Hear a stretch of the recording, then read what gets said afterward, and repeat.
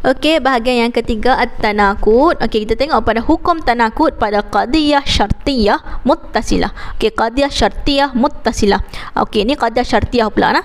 Okey, kita tengok dia punya formula yang sama. Kimi akan jadi GC, KC akan jadi Jimi. Jadi kamu kena ingat aswar allati yujad fi hadhihi al-qadiyah. Okey, kullama mahma kulliyah mujabah laisa al-batata kulliyah salibah qad yakunu juz'iyah mujabah qad la yakunu laisa kullama.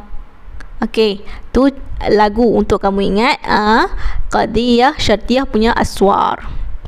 Jadi ingat nah, kullama mahma kulliyah mujabah dia akan jadi juz'iyah salibah. Kan dia lawan. Jadi kamu kena ingat dia lawan. Kalau kulliyah dia akan jadi juz'iyah. Kalau juz'iyah dia akan jadi kulliyah. Lawan nah. Kalau positif dia akan jadi negatif. Kalau negatif dia akan jadi positif. Ingat yang tu. Okey, kemudian kita tengok kepada contoh qadiyah syartiyah. Okey, kulliyah mujabah dulu. Kullama in kanat syamsu tali'ah fan nahar mawjud. Okey, perkataan kullama. Jadi kamu tengok dalam ayat tu dia ada kullama. Jadi kullama tu kamu bulatkan. Okey, kullama ni kamu tentukan dulu. Dia ni apa dia? Kulliyah mujabah. Kullama ataupun mahma kulliyah mujabah. Jadi kalau kulliyah mujabah, kimi dia akan jadi GC. Dia akan jadi juz'iyah salibah. Jadi kamu kena ingat dia punya suar yang juz'iyah salibah, iaitu qad la yakunu laisa kullama. Jadi kamu tukar sahaja di hadapan tersebut. Qad la yakunu in kana syamsu tali'ah fan nahar mawjud. Senang kamu tukar di hadapan saja. Kamu tukar dia punya aswar sahaja mengikut kepada lawan suar yang betul. Okey, mahma kamu tukar kepada laisa kullama ataupun qad la yakun. Mana satu. Dia boleh pilih nah. Penukaran yang boleh dipilih. Okey, ba'din contoh yang berikutnya laisal batata. Okey, laisal batata kulliyah salibah. Okey, kulliyah salibah satu ni saja laisal batata. Kamu tengok je laisal batata, maka dia akan jadi qad yakunu. Okey, juz'iyah mujabah. Ingat, kulliyah salibah dia akan jadi juz'iyah. Salibah dia akan jadi mujabah. Jadi juz'iyah mujabah. Jadi qad yakunu in kana hadha fakihah kana mauzan. Tukar saja suar di hadapan tersebut, di hadapan ayat tersebut. Okey nah. Okey, sekiranya ghairu musawwarah, yang tadi tu musawwarah ada suar. Sekiranya qadiyah syartiyah yang tak ada suar, maka dia akan jadi seperti mana qadiyah hamliyah juga, iaitu yang ni menggunakan maksusah mujabah, dia akan jadi maksusah salibah. Mihmi dia akan jadi miksi. Ingat, kalau dia tak ada suar, maka penukaran hanya berlaku pada sudut positif dan negatif sahaja.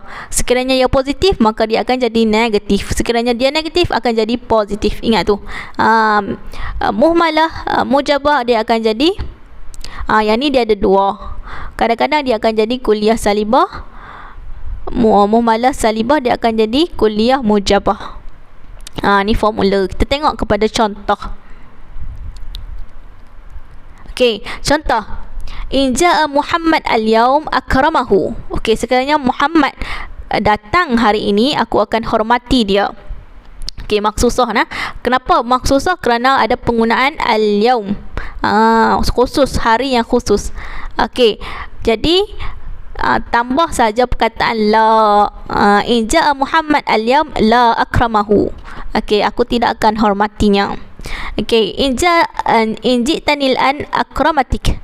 Okey, in ji'tanil an la akramatik. Tambah perkataan la sahaja untuk menjadikan dia maksusah salibah. Okey, faham tu? Okey, ba'din al-misal ukhra muhmalah mujabah.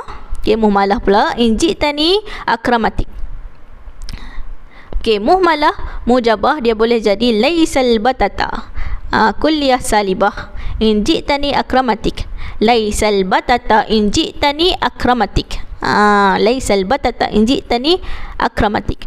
In kana hadza insanan kana hayawanan. laisal batata in kana hadza insanan kana hayawanan. Kamu ubah saja perkataan yang di hadapan. Kamu tambah saja perkataan di hadapan ayat tersebut. Okey. Jadi yang penting kamu kena tentukan dulu. Muhmalah mujabah akan jadi kulliyah salibah laisal batata. Kemudian muhmalah salibah yang tadi jadi mujabah, yang ni salibah sebab apa? Sebab apa salibah? Sebab dia ada perkataan laisa. Muhmalah salibah. Okey, laisa in kana hadza amilan kana aminan. Jadi kalau salibah dia akan jadi kullama. Dia akan jadi kulliyah mujabah. Kulliyah mujabah. Kullama nah, kullama ataupun mahma. Jadi kamu ingat dia punya contoh dan kamu ingat yang penting kamu ingat suar dan juga formula untuk kita tanakutkan sesuatu ayat. Jadi ingat 3 step untuk menghasilkan tanakut. Yang pertama sekali kamu kena tengok kepada suar. Ayat tersebut ada suar ataupun tidak. Sekiranya ada suar, maka kamu hendaklah mentanakutkannya mengikut suar yang betul, yang bersalahan, suar yang bersalahan dengannya. Dan juga dari sudut positif dan negatifnya. Okey, sekiranya dia tidak mempunyai suar ghairu musawwarah, maka tanakutnya hanyalah dilaksanakan dari sudut positif dan negatif saja. Okey, itu saja. Harap kamu faham apa yang Ustazah sampaikan. Sekian, wabillahi taufiq wa hidayah. Wassalamualaikum warahmatullahi wabarakatuh.